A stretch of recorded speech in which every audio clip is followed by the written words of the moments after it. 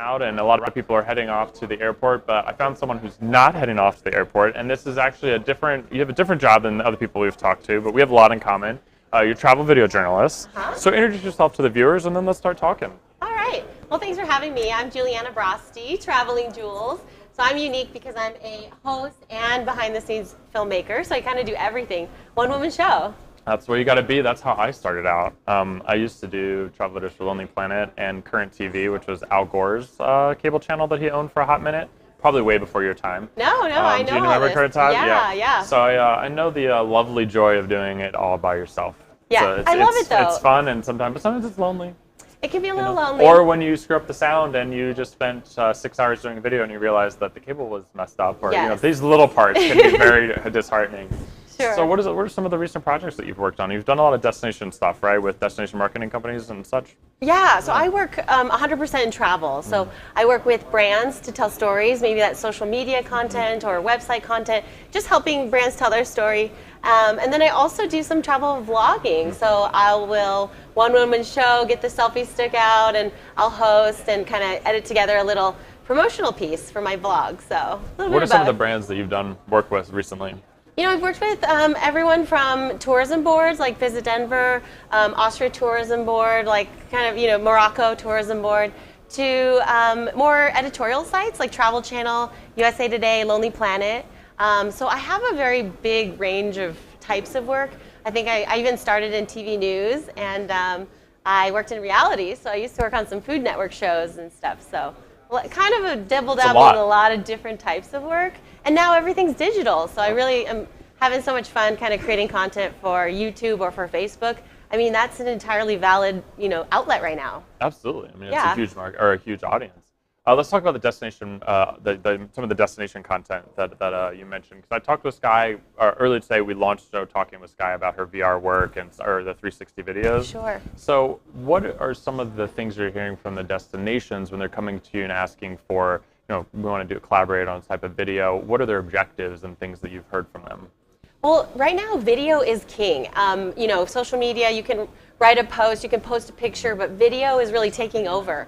So destinations are coming to me to tell stories in video, whether that's, maybe just music and pictures, something simple like that. Because, on Facebook, nobody's really listening to the interviews as much. They sometimes text on screen is kind of what I'm seeing a lot of the trends right now.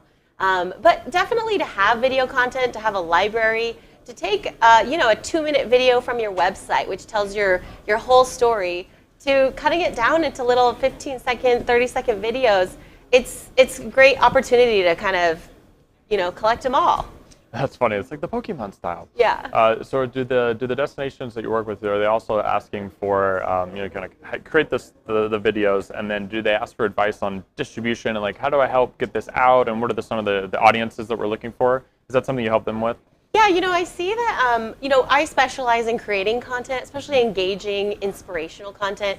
Anyone can make content now with their iPhones, but I would say that there's a big difference with trained professionals, filmmakers, people who have, gone to school, have a lot of experience telling stories. So I think it's a wonderful time. It's a democracy of video in a sense, where everyone can participate, but there's definitely different levels of the game. So it depends on what their budgets are, who they want to reach, how long this content will live online. For example, if you wanted to tell a Facebook story, but then use that content to tell to make other edits, it's important to invest, because you can use that content for years and years to come if you do it right from the beginning. So. And in multiple ways, right? Every video has audio, and audio can be separated, and then it can be transcribed, and a lot of that kind of what we're doing here for sure. Sure. Although it's it's funny how you run up into some hurdles, I guess. Like for example, Facebook Live, they only allow you 4-hour segments, and then it turns the stream off. So when you're doing like a 8-hour or 12-hour day, you actually have to stop and restart it. So it's kind of interesting how each of these platforms have developed their own kind of ways of approaching it, how it might affect the way you create the content.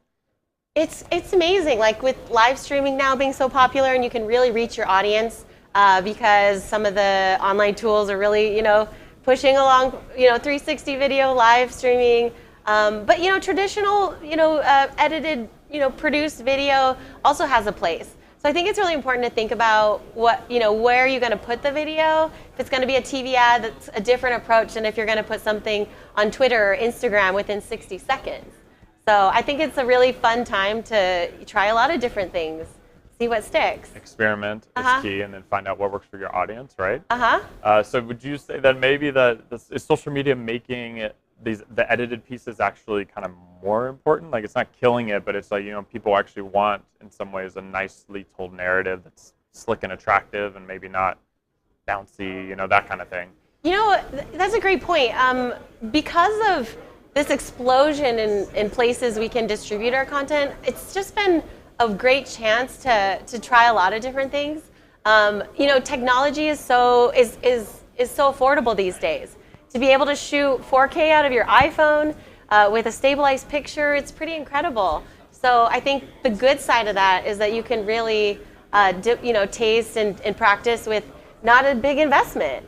So I think technology has certainly helped us in that place, And analytics, let's talk about that on the other side. So, you've done a video for a destination. What type of analytics are you providing them afterwards, and how are you kind of helping them understand whether this video, worked, or that maybe we should tweak the next one in this way? I see a lot of my friends, for example, who are bloggers and have their own channels, and they provide reports on how the videos have done. A lot of the content that I provide to some of my partners, I've seen them post on Facebook, like as paid social, and you can definitely see the metrics. You can see who's watching, how many seconds they watched, if the video, is being consumed the full amount. It's pretty incredible how much you can know about the video these days. Yeah, and where they're from, and Yeah, and who's watching. You can also target those ads to specific audiences. So if you were to, be looking for mothers of teenage kids, you could kind of find them specifically if that's your audience. So and making content directly for them. Like if you know that your last campaign, those were the moms were the ones who were clicking the most, or someone with that interest, you could ask someone like yourself to come in and create a video around that, or find the right person, right? But the truth is that video is an entirely creative way to tell your story, and unlike any other medium, unlike photos, unlike words, to have a video really shares an experience. So I spend so much time documenting adventures. So I take my GoPro out. I'm on the raft doing whitewater rafting, or just capturing what you see, capturing your face, capturing people giggling, capturing the screams, and it's just such a wonderful way to bring your adventure to life. Like this adventure of being in this room in this corner for 2 days straight. Exactly. No, it is an adventure. It's one of the cool things you can have people come in and share things with them, and video is a really powerful way to do that. It is. Absolutely. It's a way to transform. You can transform yourself into a totally different world. Yeah, and if we had a green screen right now, we could have just transitioned into being in a forest or something, and we could have pretend. Well, thanks for coming on and sharing your perspective. Really appreciate it. You're welcome. All right, we'll talk to you soon. Thanks, Nick. So we have one more segment left. It's come to that. It's gone by so fast, but we're going to have one more commercial break, and we'll be right back from the Arival event in Las Vegas, presented by Resdi.